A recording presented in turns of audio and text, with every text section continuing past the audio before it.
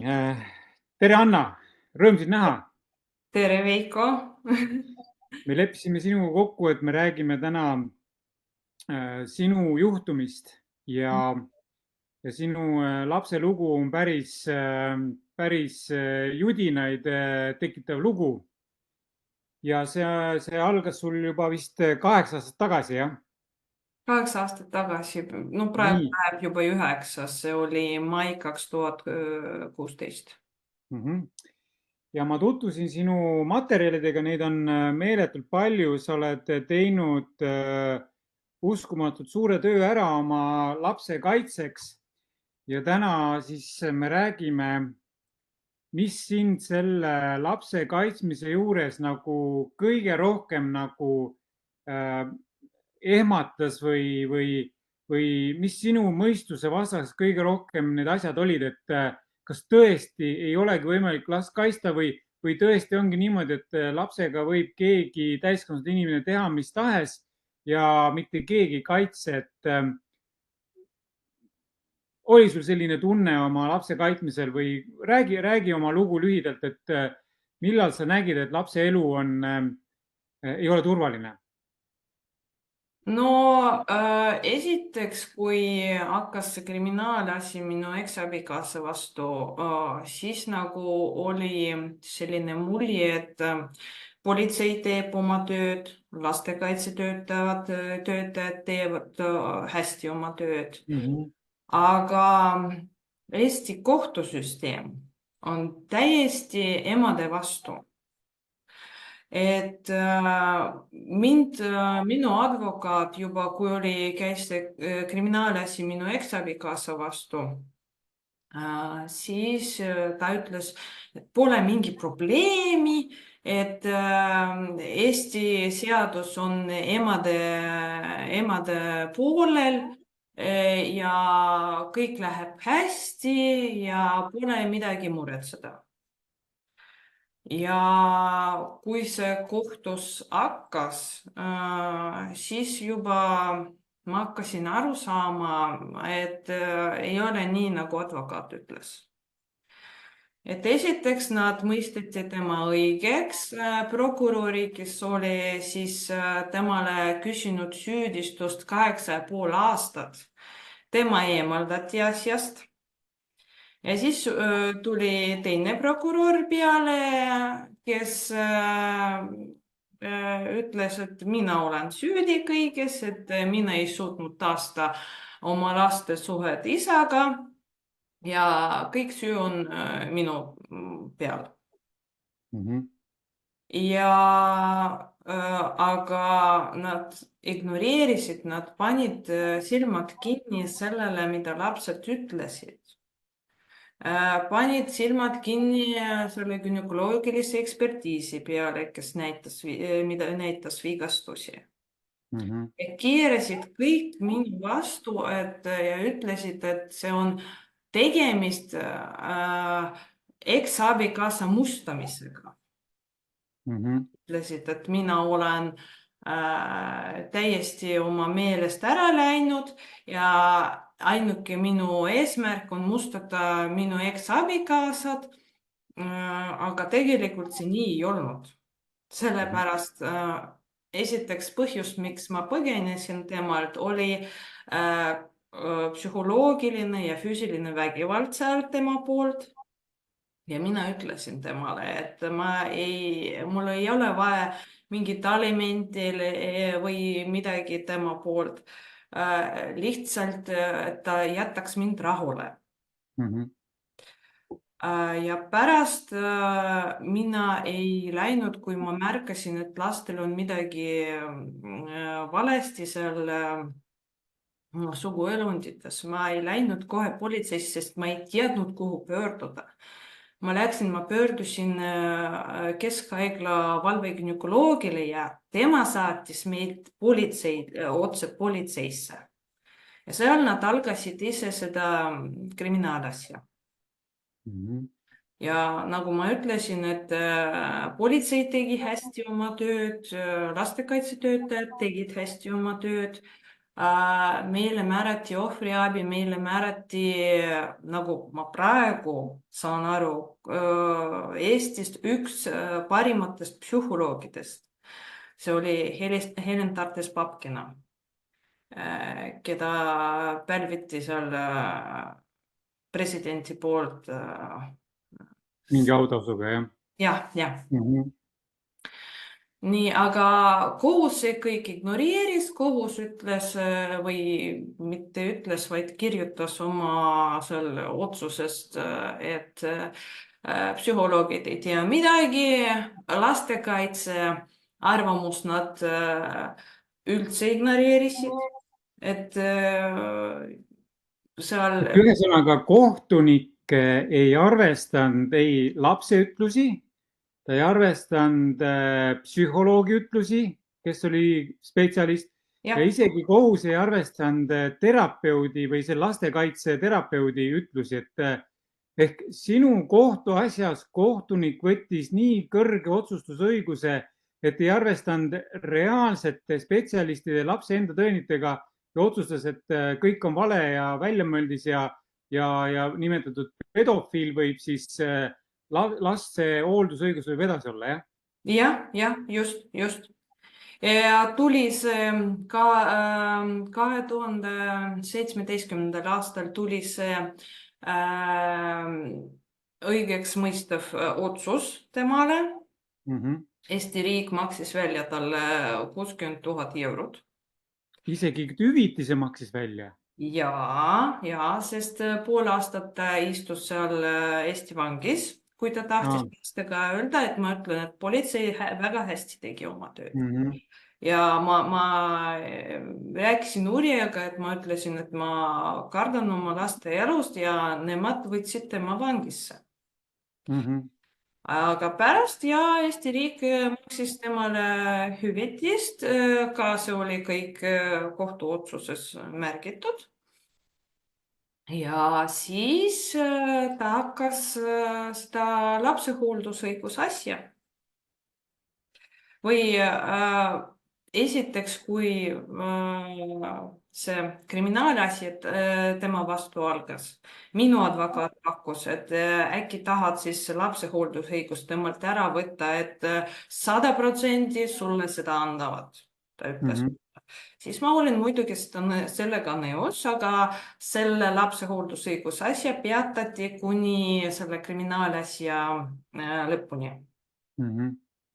Ja pärast tema alustas seda uuesti või see kriminaalasi või see hooldusõiguse asi jätkas edasi. Ja siis kohtunik oli Heide Rimmel, kes oli väga isa poole sunnitud juba, see oli näha esimesest istungist. Okei. Et tema ei kuulnud üldse mind, ei võtnud vastu minu otsused, kõik need endised otsused, ekspertiisid, tegelikult see kriminaalasi isa vastu oli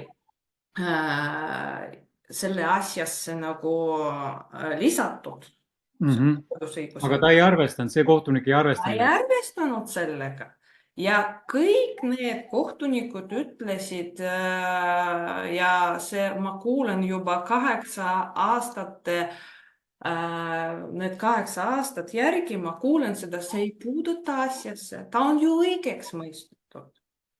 Ja, aga kui on õigeks mõistetud, ega siis ma tegin ka täna ju Conte Newsis tegin artikli, kus pedofiil on tegelikult ravimatu psühholoogiline häire ja see, et kui kohtuotsus mingis asjas ta õigeks mõistab, ega see ei ole mingi imeravim, et ravib ka pedofiilia välja. Et see on hämmastav, et kohtunik Rimmel ei arvestanud eelmisi spetsialistide arvamusi, terapeutide arvamusi, uurijate ütlusi, et ta ei arvesta mitte midagi, arvas, võttis selle otsusõiguse, nagu ma aru saan, et kohtunik otsustas, et see inimene on terve. Just. See on väga hämmastav, jah. Sellepärast tema advokaat rõhutas selle peale, et jälle, et mina ei ole nagu rahuldatud oma eksabikaasaga ja ma tahan teda mustada. See oli ahah, see põhisüüdistus. Terve see loo nagu terve ja, see ja, 8 aasta jooksul, loo jooksul. sul oli, sina ju kinnitasid seda ka ju eelmistes protsessides, et sa tahtsid lihtsalt ära minna, sa isegi ei nõudnud mingit alimente, sa ei nõudnud mingit vara, sa tahtsid inimesest eemale saada ja kohtunik nii kaljukindlalt ütleb, et sina tahad talle siis mingit halba ja kättemaksu, et mis sa arvad, kuskohast tal sellised mõtted tulevad kohtunikule, kas keegi mõjutas teda, mis sa arvad? No minu arvamus oli jah, et kas oli makstud seda või kinni makstud või ma ei tea, kuidas see süsteem käib. No mul olid sellised kas sinu eksabikaasat kaitses Eesti advokaat? Eesti advokaat ja enne mõte. Ahah. Aga mis selle advokaadi nimi on? Enne mõte. Ahah, Ene Mõtte, jah. Mhm.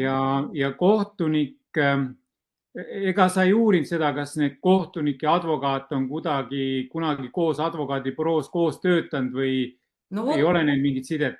no vot, mul olid mingi mõtted, et enne mõte on päris jõukas selles mõttes, et tal on mingid sided kohtunikudega, sellepärast, et oli ju üks juhtum, see oli aastal 2018, kui veel ei olnud seda, see oli suvel 2018, ei olnud veel seda kohtuotsust, aga oli niimoodi, et see kohtunik Heidi Rimmel läks puhkusele ja ma ei mäleta, mis kuu, vist juulikuus ta oli puhkusel, aga ja siis enne kui ta puhkusele läks, ta määras mingid kohtumised selle last või perekeskuses. Ja enemõte sai temaga sidet, kui kohtunik oli puhkusel, et ta pärast näitas oma seda kirjavahetust kohtunikku. Et ma mõtlen, millised suhed peavad olema advokaadi ja kohtuniku vahel, et advokaat saab kätte kohtunikuga tema puhkusel. Ja see on väga hea küsimus, kusjuures ma tean siin mitut situatsiooni mitmes, kus nüüd seoses Kristiina Einmetsa lapse juhtumiga, kus on emad kirjutanud ja näidanud neid kohtuprotsesse, siis näiteks Kristiina Einmetsa lapse puhul on vist ehe näide sellest, et kui kohtunik on puhkusel, siis mitte ühelegi kirjale keegi ei vasta, isegi mitte mingist kirjale ei vastata. Ei ole nii, et ma olen puhkusel, aga ma vastan ikka, sest sa oled äkki hea advokaat või ma sinu kirjale vastan. Et on tõestatud korduvalt, et kui kohtunik on puhkusel, ei saa ühegi advokaat kätte ja kui saabki, siis võib-olla on tõesti mingi korruptiivne kohtumine, et kuskil salaja nurga taga. Ja sinu puhul on, mina näen küll siin tegelikult väga suurt kahtlust, et Ene Mõtte ja kohtunik võisid väga vabalt teha siin mingi kokkuleppe, kui puhkuse ajal oli kirjavahetus ja aktiivselt tegelesid protsessiga. Kas sinu eksabikaasa on, ütleme nüüd, on ta rikas mees, et selles suhtes nagu on tal raha, et ka nagu mõjutada? No ta on norrakas. Norrakas, naftariik. Ja mul on üks sõber Norrast ja kes on olnud kogu elu on edukaim börsimaakler olnud ja temal raha on, et ma pole veel kohanud vaest norrakat, aga kindlasti seal kuskil on. Et kas sinu eksabikaasa töötab kuskil, on ta mingi ettevõtja või millega ta tegeleb? Ei, ettevõtet ta ei ole, tal oli, seda ma tean, et tal oli oma selline, kuidas ma ütlen, et ta pidas loomi. Okay. Tal oli oma maja, palju seda, kuidas ma ütlen? Maad, põllumaad. Jah, palju maad ümber, palju loomi. ja ta töötas veel lisaks seal hooldekodus. Et ta on Aga hooldus.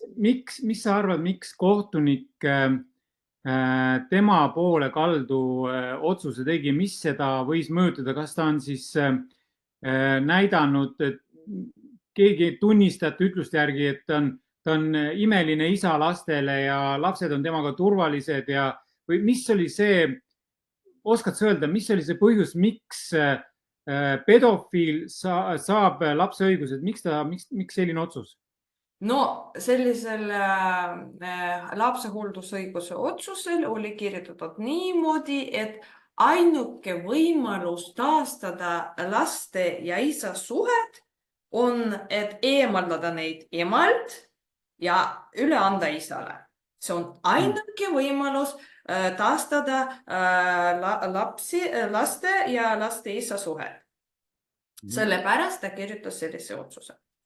Et see ei ole ju õige, sellepärast et see, kui isal ei ole nimetatud ametlikult seaduste järgi hooldusõigust, see ei takista isal ja lapsel suhelda. Nad saavad alati helistada, kirjutada, rääkida, sinu juuresolekul kohtuda, et see ei ole mingi vabandus, et peab olema ametlik hooldusõigus, siis on alles võimalik suhelda, et see on väga väär arusaamine minu arvates kohtuniku poolt. Mis sa oled mõelnud edasi teha? Mis olukorras sa praegu oled, et ma nagu aru saan, on sinu vastu mingi kohtuasi käivitatud, et sa pole... Minu vastu praegu käib kriminaalasi, kus ma ei ole täitnud seda hooldusõiguskohtu otsust ja ei andnud üle lapsed isale ja põgenesin nendega. Sellepärast minu vastu käib kriminaalasi, praegu see on juba kirjutatud kassatsioon Riigikohtusse, aga mul suurt lootust selle peale ei ole ka, sellepärast kõik eelmised ka instantsioonid tegid otsust, et mina olen süüdi.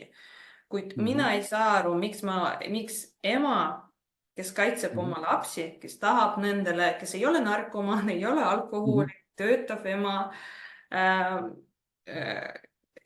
kes kavatseb kaitsta oma lapsi, millest ma olen süüdi. Ja,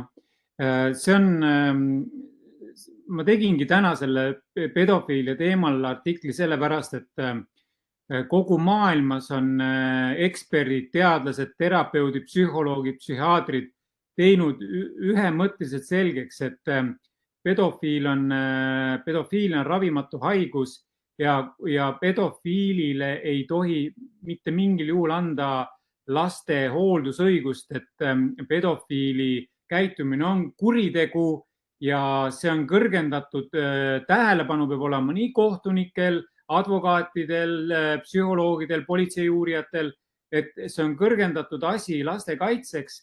Ja ma tegingi selle mõttega selle artikli, et kas tõesti Eesti kohtunikud on nii alaarenenud ja nad pole selles suhtes ennast harinud, või on neil endil väga karm lapsepõlv olnud, et igal juhul on siin mitmeski kohtuprotsessis on kohtunikud just vägivaldsete narkomaanidest, alkohoolikutest isade poole kaldu. Ja mina olen täitsa võtnud selle nagu luubi alla selle teema, et uurida välja nende kohtunike endi lapsepõlv, et see on järgmine selline kriteerium tulevastele kohtunikele, et nad ei saa olla kohtunikud, kui neil on endil väga raske lapsepõlv olnud, kas nad on ise olnud vägistatud, ahistatud, terroriseeritud, mis iganes, et juba see kriteerium välistab neil olla kohtunik, sest nad ei tee õiglaseid otsuseid. Just. Seda ma kuulsin kohtunikult Heide Rimmelilt. See oli peale, kui ma juba sain seda otsuse peale, aga kuulsin ka sellest, et Heide Rimmelil oli probleem, ta oli isa psühhiaatrilise diagnoosiga, kes tegi enesetapmist ja nagu mina sain aru, võib-olla ma räägin midagi valesti, nagu mina sain aru ja nagu mina kuulsin, et tema mõistab ennast süüdi sellest, et isa tegi enesetapmist sellepärast, et tema ema ei lubanud tema isale temaga suhelda. No see on juba kinnitus sellele, et Rimmel tegi juba alateadlikult ja tegelikult teadlikult sellise otsuse, kuna ta ise ei saanud isaga olla ja nüüd ta tegi selle otsuse, et nüüd näed, selle lapse kaudu teeme niimoodi, et vahet pole, et ta on pedofiil.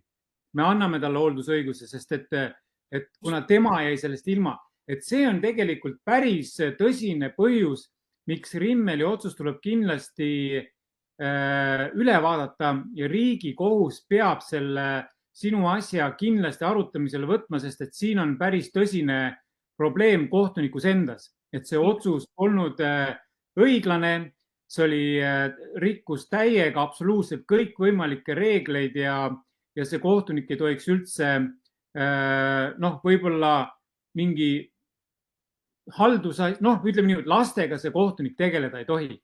Just. Ja tegelikult sellist lapsepõlve üle elanud inimene ei tohiks kohtunikuna üldse töötada, sest et ta ei ole neutraalne ja ta on mõjutatav.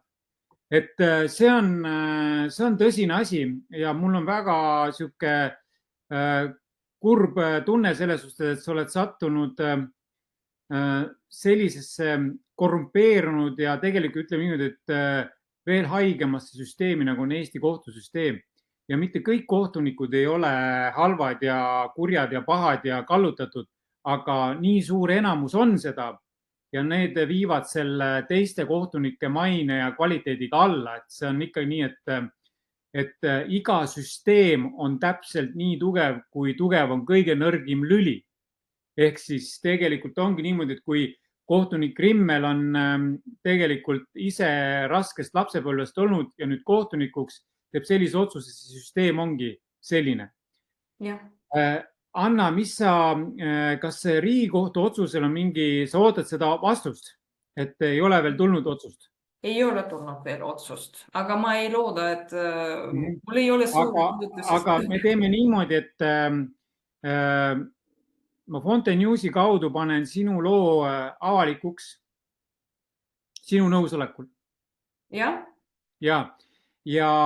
Ja isegi rahvusvahelised õiguseksperdid, nii nagu ma täna selles pedofiili loos kirjutasin, et mida saab lapsevanem veel ära teha, oli konkreetne soovitus pöörduda meedia poole, pöörduda avalikkuse poole, pöörata sellele tõsist konkreetset tähelepanu, et siin on tehtud ülekohut sulle, lapsele, et on antud pedofiilile hooldusõigus, mida tegelikult rahvusvahelised õigusnormid ja lastekaitse konventsioonid ei luba teha. Et me võtame selle asja üles sinu loal ja proovime teha omalt poolt kõik selleks, et Riigikohus võtab selle sinu asja menetlusse, vaadatakse kõik asjad veel kordselt üle ja see Rimmeli otsus tuleb kindlasti tühistada ja see ei ole õiglane, sest et ta on ise kallutatud ja ta on mõjutatud juba oma lapsepõlve tõttu. Anna, ütleme niimoodi, et kui nüüd Riigikohus, me teame, et Eesti kohtusüsteem vajab tõsist reformi ja Eesti kohtus ei tööta tegelikult see 3-aastaline kohtusüsteem, sest Riigikohus ei võta praktiliselt mitte midagi menetlusse. See on nagu loterii, kui võtab, siis et siin on nagu võib-olla kuskilt ülevalt poolt toetatud, et oi, kas tõesti võeti. Et ütleme nii, et kui Riigikohus seda asja võtab, me aitame kaasa sellele asjale kuidagi nii palju kui võimalik. Oletame, et Riigikohtus seekord on mõistus kodus ja on õiglus paigas, et tehakse sinu jaoks õiglane otsus ja sa ei pea olema paguluses ja põgenenud, vaid sa saad julgelt olla Eestimaal tagasi ja laps saab turvaliselt tunda koos sina oma lapsega. Et juhul, kui nüüd Riigikohus teeb nii, nagu ta siiamaani käitud on suur osa kohtuasjadega, et ei võta. Ja mis sinu plaan on? Kas sa oled valmis pöörduma rahvusvahelistesse kohtutesse, et mis on sinu mõtted? Tegelikult selle asjaga, selle hooldusõiguse asjaga ma olin pöördunud rahvusvahelisse Euroopa Liitu Euroopa Inimõiguste Kohtusse, jah? aga ma sain sealt keelt ka. Eitav vastuse. Eitav vastuse, jah. No tegelikult siin on veel mõned variandid, me pakume sulle nad välja, aga selleks ongi vaja ära oodata tegelikult, et üldse sinna minna, on Riigikohtu otsust vaja. Kui Riigikohus nüüd ei ütleb või võtab, igal juhul mõlema asja puhul on vaja see otsus ära oodata. Eitav või jaatav, ja kui jaatav, siis vaatame, mis protsess toob. Siin on veel variante, kuhu pöörduda, et siis saab minna riigi vastu, riigi enda vastu. Ja neid asju me lahkame edasi ja me hoiame sind kursis ja aitame nii palju kui võimalik. Ja mul on suur hea meel sinu üle, et sa põgenesid lapsega, sest et respekt sulle, et sa kaitsed oma last, sest et see oli nii õige otsus. Ja nii mõnelegi emale olen öelnud, kes on siin täitsa hädas kohtusüsteemiga, kohtunikud on türannid ja kallutatud, et pakkunud välja, et teil on hetkel on ainus võimalus põgeneda ja olla ära seni, kui laps on suur. Ja siis, et see, et tuleb mingi krimmkaristus või mingi täituri, mingid nõuded, need on tühised, need on mõttetud ja olematud selle võrra, et üks inimhing, noor hing on päästetud. Ta on terve psühholoogiliselt, füüsiliselt, vaimselt. Et see kõik need mingid täiturid, need niikuinii jagamatsu. Ja kui kohtunikud teevad sellist otsust, siis nad ei ole inimesed nagunii. Et selles nagu ma olen selles suhtes väga nagu konkreetne, et kui kohtunik teeb lapse vastase otsuse, siis ta ei ole inimene. Ma ütlen selle ausalt otse välja ja ma olen oma lugudes seda ka öelnud ka, et kas tõesti kohtunik pole elus inimene. Anna, ma tänan selle loo eest ja ma avaldan selle loo, ma panen sinna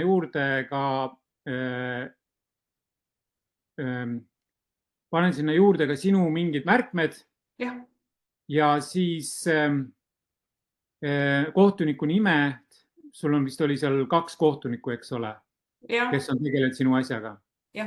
Ja siis kiidame ka neid uurijaid ja psühholooge ja lastekaitset, kes sinu jaoks tegid kõik inimlikku ja kohtunik eiras neid. Et selles nagu see on karm ja tõsine asi, tegeleme sellega ja hoiame ühendust. Kirjutame ja vaatame, kas saame sinu lapse päästetud pedofiili käest.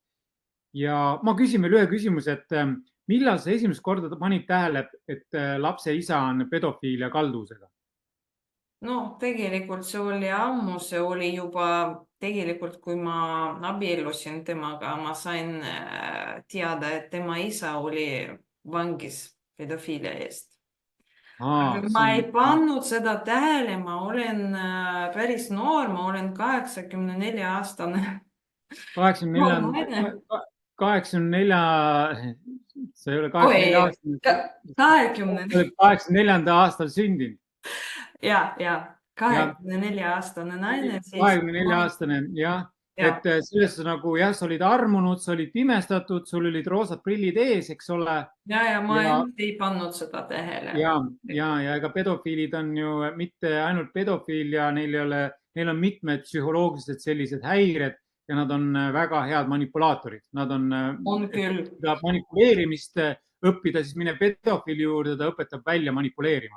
Just. Et ma tean neid lugusid, ma olen ise 54-aastane ja ma olen elus väga palju kokku puutunud erinevate inimestega, sest et ma olen olnud rahvusvaheline koolitaja ja mul on kogukond üle 160 000 inimese on mu kogukonnas üle maailma ja ma olen näinud väga palju erinevaid inimesi, väga palju hulle ja imelisi lugusid kuulnud ja näinud, et selles nagu mind ei üllata miski, aga mind paneb imestama ainult kohtunike tegevus. Just. Olgu, Anna, aitäh sulle selle aja eest, oma loo julge avaldamise eest, sest et ainult nii saamegi seda süsteemi muuta. Võtab, kui palju aega see võtab, aga julgus paneb protsessid käima. Jah, nõus. Kõik head sulle ja siis vaatame, mis elu toob. Kõige head. ja teie ka.